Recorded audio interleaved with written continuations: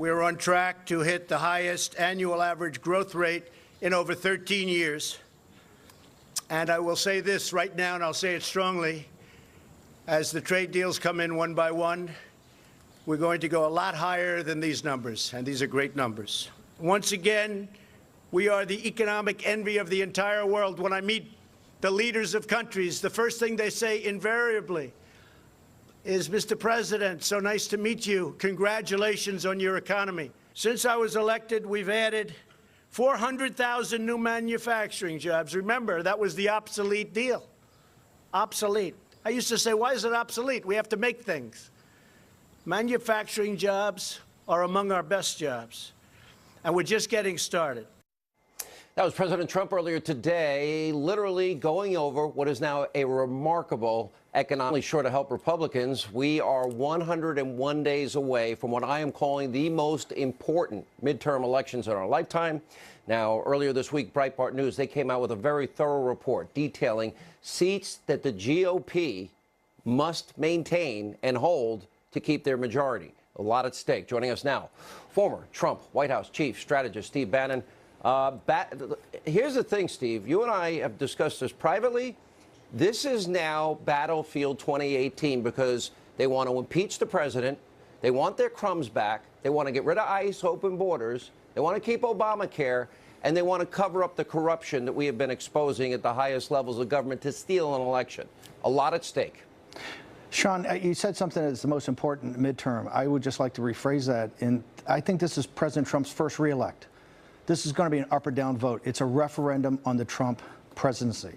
They are very focused. The opposition is going to be very focused on trying to win the House of Representatives, try to win Congress in order to impeach President Trump and stop the entire project, right? Whether it's the economic growth, whether it's the new reorientation of the world's commercial system through trade deals, whether it's his America First national security, whether it's southern border security. You pick it. They're going to try to unwind it.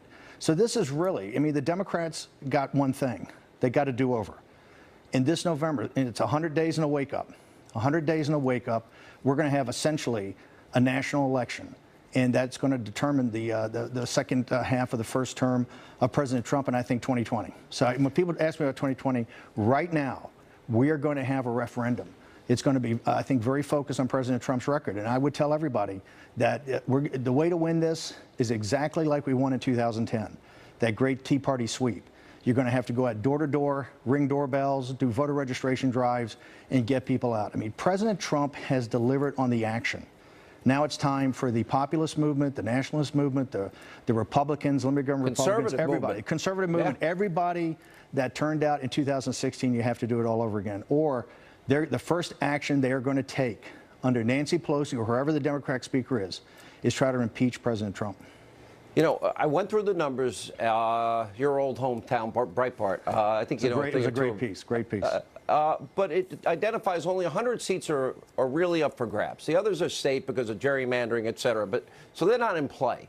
But you got 86 of those are Republican seats, and you're talking about the Republicans got to win 61 of the 86. So that's a lot. And historically, and I asked the president about this earlier today on my radio show. Historically, seats are lost in the midterm election for the party in the White House. How do people save these 61 seats plus? Because I'd like to have a little comfort margin there. Here's what you have to do. We picked up 62 or 63 net seats in 2010. And it's not about money. It's about ideas, and it's about getting out and turning out folks. President Trump has delivered. He said he was going to take action. He took action. Was the destruction of ISIS. He took action. Look at these economic numbers today. They're just unbelievable. Look what he's doing on the trade deals. What he's doing is reorienting the world supply chain away from China. He is fully engaged in going back on China on the economic war they've had on us. President Trump has delivered on judges. Everything he said he was going to do, he's either done or in the process of doing. And it's incumbent upon everybody that supported him in 2016. This is going to be the old-fashioned way, okay? This is not going to be about commercials. It's not how much money you raise. This is going to be very simple. It's going to be muscle. The opposition is very different than in 16. In 16, Hillary Clinton's arrogance, their cockiness, you know, they really missed what we were doing in the upper Midwest, okay, to really break that blue wall. This time, the Time's Up movement and the resistance are very focused, and they're going door to door. It is incumbent upon everybody that supports President Trump to understand this is going to have to be the old-fashioned way. You're going to have to go door to door. You're going to have pamphlets, get voter registration, knock on doors, and get your neighbors to come out. This is all about turnout on November 6th. So we're calling this Bannon Battlefield 2018. And tonight you're giving us like a general's overview as we now get to the 100-day countdown in this. But next week, what we're going to specifically do is we're going to name every district and put it up on the screen so the audience can see.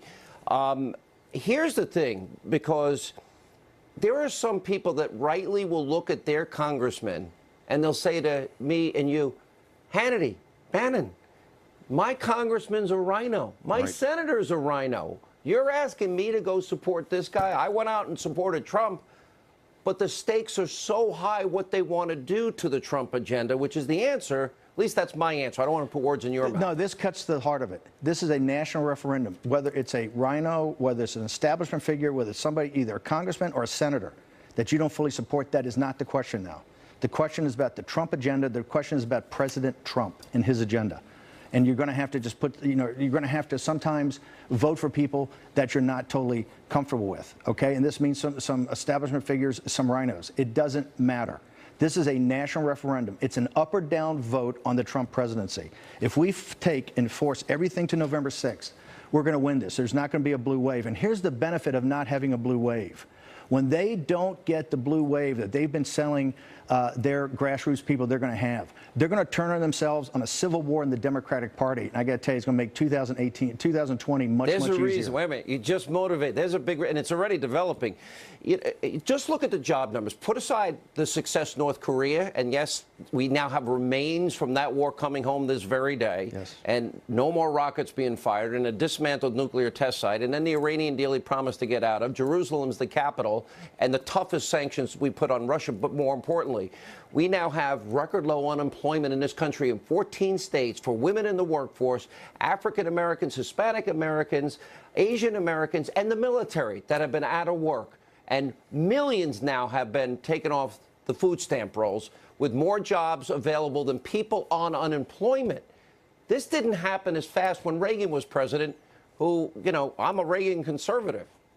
If you look at the actions he's taken, and you look at the results we already have, including the judges and the redoing of the federal judiciary, it's been nothing short of extraordinary. Donald Trump is a historic president. Donald Trump's a transformational president. If you want to keep that transformation going, that's why this November is not a midterm election. This midterm is the first reelect of Donald J. Trump. And everybody's going to have to put their shoulder to the wheel. It's exactly, Sean, as you remember, what we did in August of 2016. We brought the Republican establishment together, the Trump movement together, grassroots conservatives together. We put our heads down, and against tremendous opposition of the media, the opposition party media, and all the money the Clintons raised. It didn't make a difference. We won, and we won big in a historic landslide. That can happen again, and it will happen again if people start to focus on what November 6th is, which is a national referendum on the presidency of Donald Trump. All right, let me tell everybody, so we're going to bring you on as often as you can. I know you travel a lot, pretty much once a week from now to election day. And so everybody knows Steve does not like doing TV. But you think this is so important that you want to identify, and we'll do this next week, we will identify every single district that's going to matter, where the real, battle fight, if you will. The battlefield. The Bannon Battle Fight 2018. Well, we will show people, Sean, you've been so gracious to try to talk to me about this, is that I think people need to focus on where this battle is going to take place. And it's going to be, people are going to have to put their shoulder to the wheel. It's game on. We have to leave everything on the field and no tears. I'm tired of hearing the whining, particularly on our side of the football, about, this candidate, that candidate. We got to stop the whining. We have to get focused on what's needed for victory. We have 100 days and a wake up to do it. All right, Bannon, Battlefield 2018. Next week, we identify the defining races in this upcoming midterm. Steve, thanks for being with us. Thanks for having me, Sean. All right, when we come back, he wants to be the next Speaker of the House. Ohio Congressman Jim Jordan, why he's running for Speaker, and later, more of my one-on-one with Roseanne Barr. A lot of people talking about. Straight ahead.